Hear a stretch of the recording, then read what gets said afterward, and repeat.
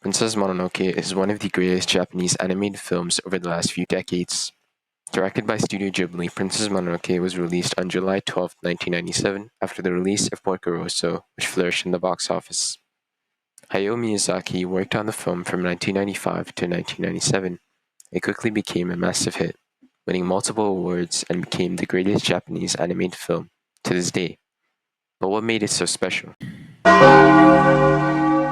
The story sets off with our main character, a teenage village leader, Ashitaka, fighting against a cursed boar, pillaging the village and some of its members.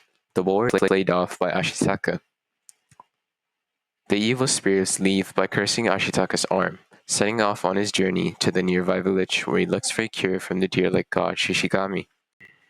On his journey traveling across the villages to finally get to Iron Town, which is the name of the village near the forest god, he meets an old freakish man who spends some time accompanying him. As we make our way to Iron Town, Ashitaka separates from the man and takes his own path. The Iron Town and the animal spirits have been fighting a war in order to take the natural resources. It's where we meet the wolf god Moro and her human daughter San, who is referred to as the Princess Mononoke. The story quickly shifts between a goal-oriented narrative to a human versus nature parallel war. As Ashitaka is brought upon by the guards to save some of their men, Lady Eboshi, the village chief, laughs sarcastically when she is met with Ashitaka's compromise to stop the war. She explains the conflict between the forest spirits and the villagers. For Lady Eboshi, all she would like to do is to maintain a stable village, using the forest resources for the survival of her people. In order to understand the forest spirits, we can think about how we would feel if someone unknown to us steals property from our home. How would you feel if somebody ransacked your own resources for their own benefit? As their natural cause, the forest spirits want to protect their natural habitat so they can live in peace. This marks a contrasting difference between San, the helper among the wolves, and Lady Eboshi, who both have their own rightful reasons to continue this everlasting war against each other. On the other hand, Miyazaki sets off the motive for Ashitaka to be this peaceful character who looks upon both conflicts without any particular motives, as he says, to see with eyes unclouded by hate. Princess Mononoke explores the human versus the nature parallel. We first encounter this as their meeting between San and Ashitaka, where San is immediately opposed to the idea of a human coming here and tells him to leave. Albeit this is a very one-ended argument, the opposing differences between humans and nature continue throughout the story. With constant mention about the ongoing war, it is evident that these humans and the nature spirits are in constant feud. In addition, these struggles are resolved slowly with Ashitaka's help. One of the most prominent scenes in the movie is where San attempts to invade the Iron Town members. This is where we first see Ashitaka's commitment to his resolve, where he ends up saving San and escaping with her into the forest.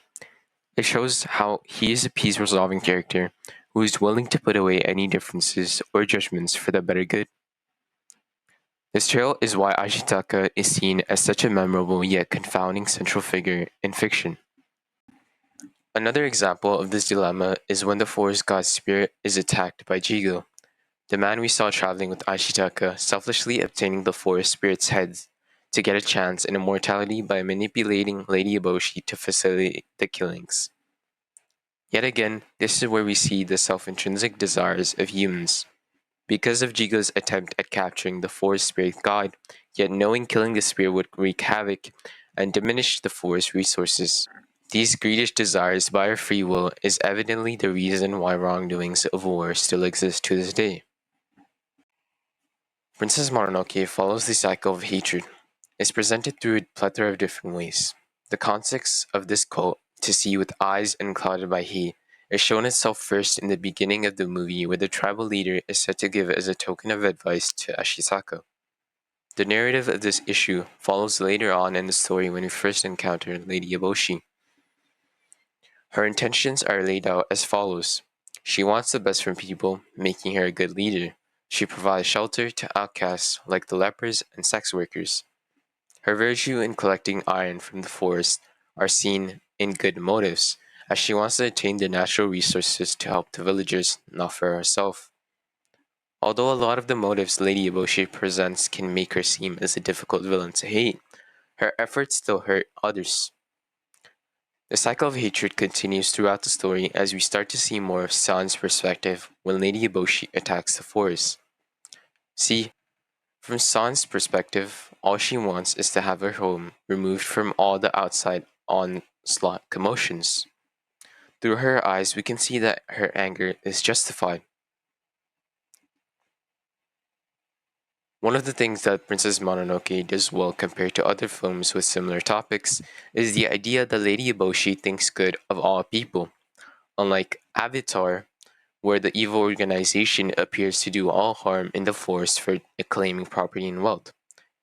This shows that the villain in Princess Mononoke, Lady Eboshi, has actual good reasons for committing these acts.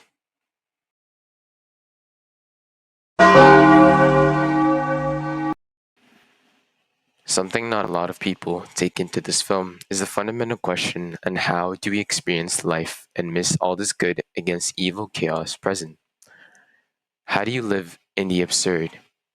Albert Camus is known famously for his work in the myth of Sisyphus. One must imagine Sisyphus happy.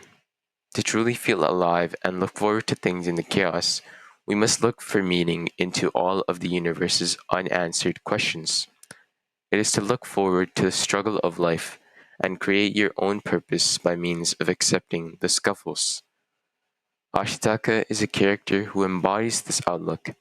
His efforts to save the forest spirits by means of risking his life through the wave of death and resurrecting the forest spirit by handing the head, while being attacked by Chigo and his men, show extreme resilience in facing through these hard things.